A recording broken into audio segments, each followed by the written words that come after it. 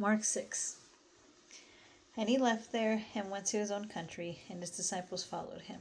And on the Sabbath day he began to teach in the synagogue. And many who heard him were astonished, saying, Where did this man get all this? What is this wisdom given to him? What mighty works are done by his hands? Is this not the carpenter, the son of Mary, and brother of James, Joseph, Judas, and Simon? Are not his sisters here with us? And they were offended by him. And Jesus said to them, A prophet is not without honor, save in his hometown, among his own kin, and in his own family. And there he could not do his mighty work, except that he laid his hands upon a few sick people and healed them. And he marveled because of their unbelief. And he went around about the villages teaching. And he called the 12 and began to send them out in pairs. And he gave them authority over the unclean spirits. And he instructed them that they should take nothing for their journey except a staff.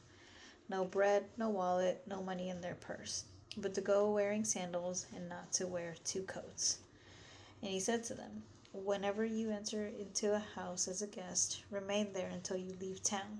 And whatever place shall not receive you, and they will not hear you, as you leave there, shake the dust that is under your feet for a testimony against them.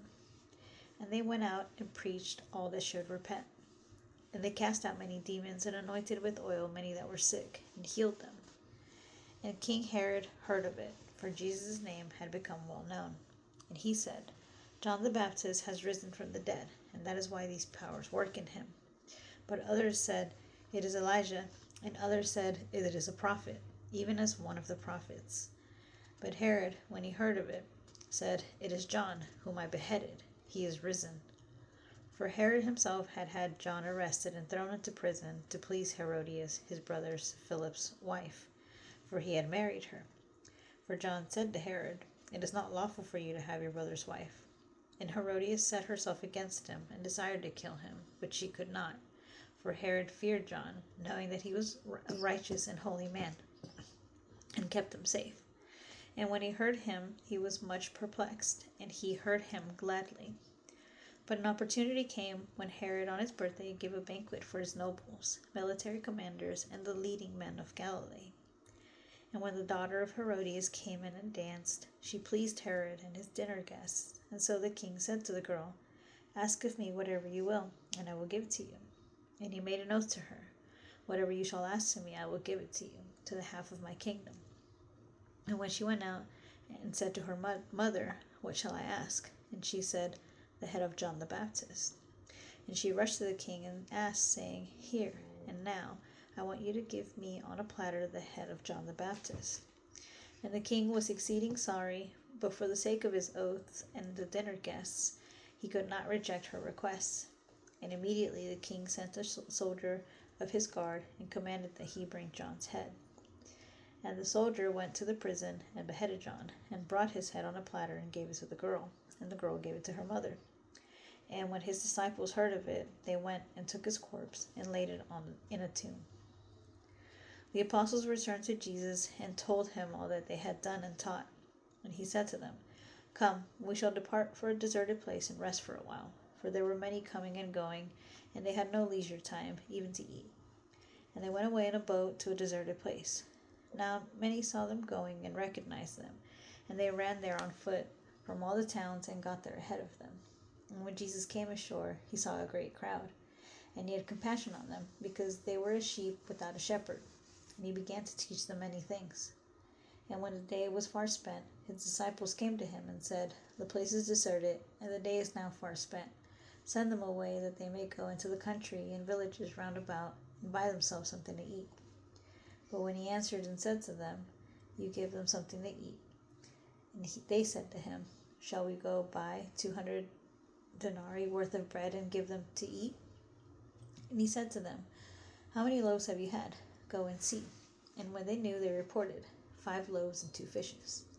And he commanded that all should sit down in groups upon the green grass. And they sat down in groups of hundreds or of 50s. And he took of the 5 loaves and the 2 fishes, and looking up to heaven, he blessed and broke the loaves, and he gave them to the disciples to set before them.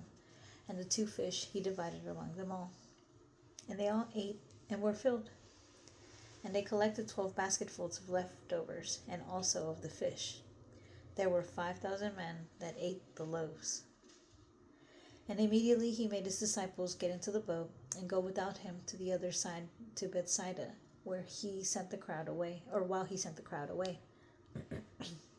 And after he had taken leave of them, he departed into the mountain to pray. And when the evening had come, the boat was in the midst of the sea, and he was alone on the land.